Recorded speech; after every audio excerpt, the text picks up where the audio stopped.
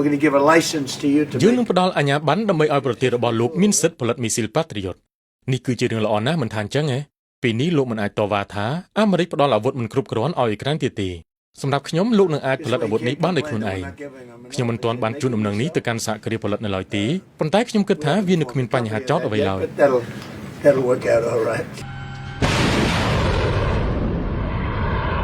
នៅទីបំផុតទៅលោក Donald Trump បានយល់ព្រមឲ្យអ៊ុយក្រែនផលិតប្រព័ន្ធខែលមីស៊ីលអាមេរិកដ៏មានប្រសិទ្ធភាពហើយនឹងទំនើបខ្លាំងលើលោកហើយក៏មានតម្លៃថ្លៃខ្ពស់កប់ពពកពីព្រោះថាប្រព័ន្ធខែលមីស៊ីល Patriot មួយគ្រឿងមានគ្រាប់មីស៊ីលនៅក្នុងនោះស្រាប់មានតម្លៃសរុបប្រមាណ$1000 លាន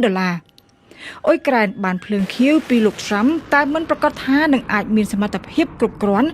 ដើម្បីអាចផលិតបានប្រព័ន្ធខែលមីស៊ីលដ៏ទំនើបហើយនឹងស្មុគស្មាញរបស់អាមេរិកទោះបីជាប្រធានាធិបតីអ៊ុយក្រែនលោក Zelensky បានអះអាងថាអ៊ុយក្រែនសប្តាហ៍ថ្ងៃនេះមានសមត្ថភាពផលិតសពាវុធដោយខ្លួនឯងជាពិសេសដ្រូនចម្ងាយឆ្ងាយដែលអ៊ុយក្រែនបានប្រើដើម្បីវាយប្រហារចូលជ្រៅទៅក្នុងទឹកដីរុស្ស៊ីមែនក៏ប៉ុន្តែអ៊ុយក្រែនគឺត្រូវជួបនឹងបញ្ហាប្រឈមឧបសគ្គច្រើនយ៉ាងដំបូងគេអ៊ុយក្រែនគឺមិនអាចផលិតមីស៊ីលនៅក្នុងទឹកដីអ៊ុយក្រែនបាននោះទេនៅក្នុងកលៈទេសៈបច្ចុប្បន្ននេះអ៊ុយក្រែនកំពុងតែកើតមានសង្គ្រាមរងការវាយប្រហារស្ទើរមិនលុះថ្ងៃពីសំណាក់រុស្ស៊ីដូច្នេះគ្មានកន្លែងណាមួយដែលមានសុវត្ថិភាព 100% ដើម្បីឲ្យអ៊ុយក្រែនអាចដំឡើងរោងចក្រផលិតប្រព័ន្ធខែលមីស៊ីលអាមេរិក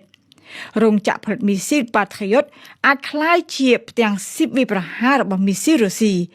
អ្នកដែលស្និទ្ធទៅនឹងសំណុំរឿងនេះបានពន្យល់ថានៅពេលដែលអ៊ុយក្រែនបានភ្លើងខៀវរួចហើយនោះអ៊ុយក្រែនគឺអាចរើទីតាំងទៅផលិតនៅទឹកដីអាល្លឺម៉ង់វិញពីព្រោះថានៅក្នុងលោកមានតែអាល្លឺម៉ង់និងជប៉ុនប៉ុណ្ណោះដែលបានសិទ្ធិផលិតមីស៊ីល Patriot ពីអាមេរិកបញ្ហាប្រឈមទី2គឺតាក់ទងទៅនឹងពេលវេលាទោះបីជាលោក Trump បាននិយាយថានឹងឲ្យសិទ្ធិទៅអ៊ុយក្រែនមែនក៏ប៉ុន្តែលោកបាននិយាយតែមាត់មិនទាន់មានលាយលក្ខណ៍អក្សរចេញជាផ្លូវការនៅឡើយទេម្យ៉ាងរដ្ឋបាលអាមេរិកគឺត្រូវសុំការអនុញ្ញាតជាមុនសិនពីសភា Congress ជាអ្នកពិចារណាថាការផ្ទេរបច្ចេកវិទ្យាផលិតសពាវុធអាមេរិកទៅទឹកដីបរទេសនោះសមស្របតាមច្បាប់សហព័ន្ធដែរឬទេមួយវិញទៀតបើទោះបីជាសភាអាមេរិកផ្ដល់ភ្លើងខៀវឲ្យរដ្ឋបាលអាមេរិកផ្ទេរបច្ចេកវិទ្យាផលិតសពាវុធទៅឲ្យអ៊ុយក្រែនមែនក៏អ៊ុយក្រែនមិនងាយនឹងផលិតបានស្រួលៗដែរជាពិសេសនៅពេលដែលនិយាយអំពីបច្ចេកវិទ្យាហើយនិងវត្ថុធាតុផ្សំសប្តាហ៍ថ្ងៃនេះក្រុមហ៊ុនអាមេរិកធំៗពីរគឺ RTX ហើយនិង Lockheed Martin គឺជាអ្នកផលិតមីស៊ីល Patriot ក៏ប៉ុន្តែនៅតែត្រូវការសហការជានិច្ចទិញគ្រឿងផ្សំគ្រឿងបន្លាស់ដ៏សាំញ៉ាំពីដៃគូដែលជាក្រុមហ៊ុនតូចៗជាច្រើនទៀត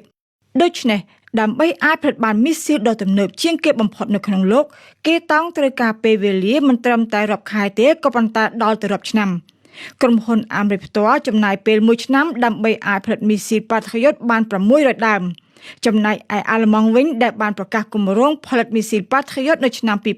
2024បានអះអាងថាគេនឹងអាចផលិតប្រើមីស៊ីល Patriot បាននៅឆ្នាំ2027ឯណោះផ្ដល់អាជ្ញាប័ណ្ណឲ្យអ៊ុយក្រែនអាចមានសិទ្ធិផលិតប្រព័ន្ធខែលមីស៊ីលការពារដ៏ទំនើបរបស់អាមេរិកនេះគឺជាដំណឹងដ៏ល្អណាស់ចំពោះមេដឹកនាំអ៊ុយក្រែនលោក Zelensky ដែលតែងតែទាមទារចង់បានប្រព័ន្ធខែលមីស៊ីលអាមេរិកនៅរៀងរាល់លើកដែលរដ្ឋធានីគៀវរងការវាយប្រហារពីមីស៊ីលរបស់រុស្ស៊ី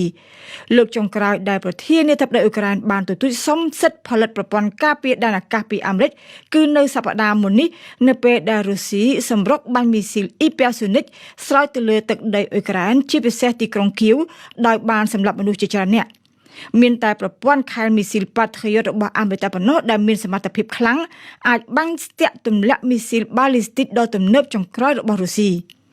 លោកត្រាំសន្យាផ្ដល់អាជ្ញាប័ណ្ណឲ្យអ៊ុយក្រែនអាចផលិតខែលមីស៊ីលអាមេរិកគឺជាដំណឹងល្អក៏ប៉ុន្តែចំពោះអ្នកជំនាញយុទ្ធសាស្ត្រយោធានៅអឺរ៉ុបវិញក៏ព្រោះតែឧបសគ្គច្រើនយ៉ាងដោយការរៀបរាប់ខាងលើអ៊ុយក្រែនគឺនឹងគ្មានថ្ងៃផលិតមីស៊ីលបានទាន់ពេលវេលាដើម្បីទប់ទល់ទៅនឹងមីស៊ីលលឿនជាងសម្លេងរបស់រុស្ស៊ីនៅពេលនេះឡើយអ្វីដែលអ៊ុយក្រែនកំពុងតែត្រូវការបន្ទាន់ពីអាមេរិកនៅពេលនេះគឺមីស៊ីល Patriot ដែលអ៊ុយក្រែនមានកាន់តែខូចទៅនៅក្នុងស្តុកលែងអាចធ្វើជាសំណាញ់ការពារផ្ទៃមេឃអ៊ុយក្រែនពីការវាយប្រហាររបស់រុស្ស៊ីក៏ប៉ុន្តែលោកត្រាំគឺបានបដិសេធមិនបញ្ជូនមីស៊ីល Patriot ទៅតាមការចង់បានរបស់អ៊ុយក្រែននោះទេលោកត្រាំបាននិយាយមិនលាក់លៀមថាអាមេរិកពិតជាមានមីស៊ីលក៏ប៉ុន្តែគឺសម្រាប់ទុកប្រើប្រាស់ការពារខ្លួនឯងដែរ អស្ថិរភាពហើយនិងភាពតានតឹងនៅក្នុងពិភពលោកព្រមទាំងចំនួនប្រដាប់អាវុធនៅសង្គ្រាមទ្វីបជាពិសេសសង្គ្រាមនៅអ៊ីរ៉ង់បានបង្ខំឲ្យអាមេរិកប្រើមីស៊ីលការពារដែនអាកាសរបស់ខ្លួនអស់ប្រមាណពាក់កណ្ដាលពីក្នុងស្តុកយុទ្ធសាស្ត្ររបស់ខ្លួនប្រទេសនៅក្នុងតំបន់ដើមបូព៌ាជាទីដែលមានមូលដ្ឋានទ័ពអាមេរិកបានស្រូបយកអស់ច្រើនជាងគេមីស៊ីល Patriot ដើម្បីបាញ់ស្ទាក់ទម្លាក់មីស៊ីលរបស់អ៊ីរ៉ង់នេះបើតាមមជ្ឈមណ្ឌលដើម្បីយុទ្ធសាស្ត្រហើយនិងសិក្សាអន្តរជាតិចំពោះអ្នកវិភាគអ៊ុយក្រែនភ្លើងខៀវរបស់ប្រធានាធិបតីអាមេរិកមានអត្ថន័យជានិមិត្តរូបពោលគឺការគ្រប់គ្រងនយោបាយច្រើនជាងការអនុវត្តជាក់ស្ដែងដូចជាការផ្ដល់ជំនួយយោធាអាមេរិកជាដើមដោយសារតែការផលិតប្រព័ន្ធខែលមីស៊ីលអាមេរិកត្រូវការពេលវេលាវែងអ៊ុយក្រែនគឺត្រូវរងចាំពេលវេលាជាច្រើនយូរឆ្នាំទម្រាំបានប្រើមីស៊ីល Patriot ពោលគឺមិនទាន់អាចឆ្លើយតបទៅនឹងស្ថានភាពបច្ចុប្បន្នបាននេះទេក៏ប៉ុន្តែនៅក្នុងរយៈពេលខ្លីនេះដំណឹងនេះគឺនឹងមានប្រសិទ្ធភាពខ្លាំងនៅក្នុងរូបភាពដាក់សម្ពាធទៅលើរុស្ស៊ីដែលជាគូសត្រូវរបស់អ៊ុយក្រែនឲ្យយល់ព្រមចូលតុចរចាបិទបញ្ចប់សង្គ្រាមអ៊ុយក្រែន